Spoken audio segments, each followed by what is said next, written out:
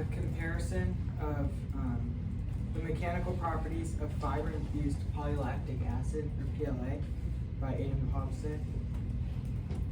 So in this presentation, I'm going to be starting with a brief background of in literature that helped guide my study. I'll also explain the methods, including the printer, the filament, the ASTM D638 tensile testing setup I used. Then I'll present my main results, including both simple force elongation numbers and then the stress strain curves that can reveal the stiffness, ductility, toughness, and the resilience. Then I'll interpret what these means for real-world applications and then discuss some limitations and outline some directions for future research. So background and key literature. So why fiber-infused PLA? So as we know, many household items are made of plastic and they're easy to mass produce using a process called injection molding. However, once you've invested into a very expensive machine, it's a single purpose only. So FDM 3D printing can change this, which is printing from that machine, and it allows you to make many different parts on one device at a much lower upfront cost. And this is very important especially for startup companies and manufacturers that can't afford injection molding just yet. And also now recently, fiber-infused PLA filaments have been marketed as a stronger or more advanced material. And however, there's not really a clear precedent in the literature I reviewed of how these different fibers actually change the PLA, especially in a side-by-side comparison that's easy to interpret. For literature review on the fibers and the defects that can come with them, so it shows that continuous fibers, like continuous fiberglass, can improve mechanical properties by Gonzalez Estrada. However, in their studies, they mainly explore the orientation and the damage behavior rather than directly comparing different fibers. Ismaili et al. Found discontinuous fibers, which I chose to use in my study, are easier to print but can create voids and poor bonding in the polymer matrix, which I'll get onto later. Also, Manzotti et al. Reviewed that natural fillers in FDM and found that in many cases they can actually reduce the strength and the elongation of PLA, which becomes very important when interpreting my results in the end. Also, some literature review that guided my printing parameters that I chose. A lot of studies in my review focused on printing parameters rather than fiber type. So Joddy et al. Found that infill percentage, which is how much plastic is in the piece itself, and the extrusion temperature, so how hot the filament comes out of the nozzle, have a strong effect on the tensile and flexural strength. And also in their study, they used the ASTM D638 shape, which I'll show later in their testing, which influenced my choice of method as it proved to be very effective in their research. Also, a study by Li and Wu found that the bed temperature, which is the piece that the plastic prints on, and the orientation of the piece itself are dominant factors for the tensile performance in the end. Also, Divasikamni et al. Found PTG with carbon fiber, which is just another type of plastic. Found that shell thickness, so it's basically the walls of the plastic, those have a noticeable impact on the tensile and impact behavior. And it's good to keep in mind that all of these, they are working with a commercial setup, which doesn't fully match my consumer printer context, but all of these guided my decision to fix key parameters in the printing process. Some gaps that I found in the literature was that many studies focused on the specific aspects of FDM, like the fiber orientation and the effect of those parameters on the plastic themselves, but very few are comparing several common fiber PLA filaments that a typical consumer would buy. Also, even when the data is very good, it's often technical and not written for someone who just wants to choose a filament for a product.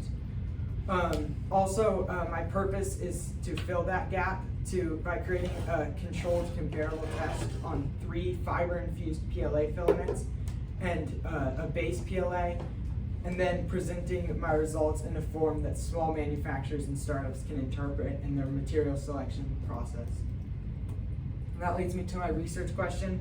What are the mechanical properties of fiber-infused glass fiber PLA, carbon fiber PLA, and wood fiber PLA, and how do their properties compare? So for the methods and testing setup, I used a Bamboo Lab P1S, which is a widely used consumer printer, to keep my results relevant to real users. I also purchased 3 filaments from Polymaker, which was the base PLA, PLA CF, and the PLA glass fiber, and then 1 wood PLA filament from Bamboo Lab. All these were printed on the same machine, like I said, and used with a 0.4 millimeter printing nozzle that was made out of hardened steel to be able to handle the abrasive fibers. I also set the layer height to 0.2 millimeters and used 100% infill. Also, I kept the orientation flat of the print and printed at the manufacturer's recommended temperatures just to get the optimal properties out of them. And like I said in the literature review, they showed that changing these parameters can be very critical to the final result, so I controlled them all so I could attribute the test results mainly to the presence of the fibers and not changes in the settings. For my tensile testing, I designed a specimen based on the ASTM D638 Type 4, which is the standard dog bone shape commonly used in FDM test research, including work by the Gonzalez, Estrada, and Jody. And the customized part, I just added knobs to be able to fit the testing rig itself. I mounted each of them into a manual test stand with a digital force gauge that could read up to 500 newtons. Each piece started from an initial distance of about 111.3 millimeters from the back, which is point A on that picture. And for PLA glass fiber, and wood PLA, I measured the new distance, that distance A, at 50 newtons, 100 newtons, 150 newtons, and 200 newtons. And then at failure. And then for PLA carbon fiber, I used 50 newtons, 100 newtons, 175 newtons in break, since it failed at a lower load. Like I said, for each specimen, I recorded the force and the elongation, and then averaged these across the 10 specimens per filament. Now for my results. So these are the strength and elongation numbers. So base PLA had the highest maximum force of 285 newtons, and it also had the smallest elongation at break at about 3.83 millimeters. All of these fiber filaments broke under lower loads, roughly 230 newtons for glass fiber, 202 newtons for wood, and 177 for carbon fiber. However, these fiber-infused filaments generally stretched more before breaking, with PLA carbon fiber showing the largest elongation at about 5.43 millimeters. Here's some data I got stress and strain calculated from those numbers, and it helped me produce these graphs, which are stress-strain curves, and they're derived from the stress and strain. So on the x-axis is the strain, which is the elongation divided by the original length of the plastic. Then on the y-axis is stress, which is the force divided by the cross-sectional area of the object, which is the same for all the pieces. The initial steepness of these curves from this region to there, also known as the elastic region, responds to stiffness, and base PLA in the blue was the stiffest there, and also the length of the curved region where it kind of flattens out represents the ductility. So PLA carbon fiber in yellow had the longest curve, followed by wood PLA, glass fiber PLA, and then finally base PLA. Also, I calculated the area under each curve until the fracture point, and also until that yield point where it flattens out, which can show the toughness and the resilience, which gave me these numbers. And toughness is means that, so toughness was derived from the area under the entire thing, and standard PLA had the highest overall toughness at 0.818, which means that it was able to absorb the most energy before catastrophic failure. And PLA glass fiber was the most brittle. The resilience shows it's up until the yield point, and it found that the PLA wood and carbon fiber had higher resilience than standard PLA, which means that they could absorb slightly more energy elastically without permanently bending or deforming before they end up breaking.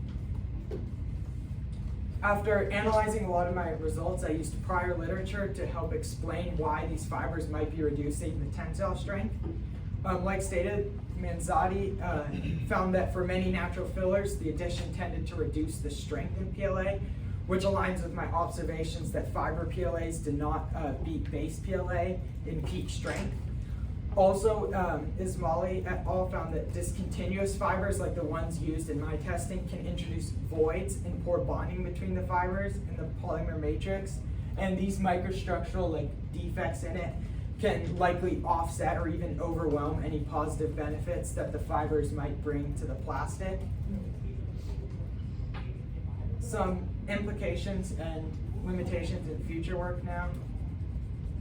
So, base PLA, given its highest overall tensile strength and its relative low cost compared to the other three filaments, is a very effective default for many startup products made on consumer printers like the Bamboo Lab P1S.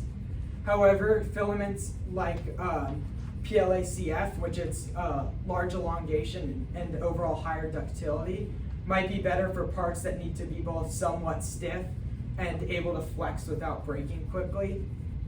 Such as some functional components in snap fit systems. Also, PLA base with its highest toughness could also be preferred in applications where energy absorption is critical. However, it's good to keep in mind that simply switching to a PLA filament will not automatically produce a shelf-ready product. As a continuous fiber study I cited shows, more advanced reinforcement architectures like the continuous fibers, which are more complex processes, are needed to fully realize the benefits of the fibers themselves. Some limitations of my study was that all these experiments were carried out on a single Bamboo Lab P1S with fixed parameters and a limited set of filaments. And studies from Lee and Wu show that these parameters and printer setups can strongly affect the mechanical behavior. So these results may not generalize to other machines or brands. Also, I only performed quasi-static tensile tests and did not examine the fatigue life or the thermal behavior. Research from Kargar worked on fatigue and carbon fiber PLA and found that long-term loading could lead to different conclusions. Also, these limitations mean that my findings should be seen as a strong benchmark, but not a final answer to every solution. For a path of future research, my methods using the ASTM D638 and the controlled printing settings can be reused to study more how changing those printing parameters like infill or temperature can affect the fibers. Also, I would suggest a more direct comparison between continuous or discontinuous fibers under the same conditions. And that can help see how much performance is regained when those defects like the voids are reduced. Thank you.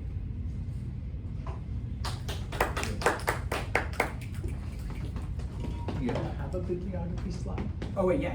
Oh, awesome. Yeah.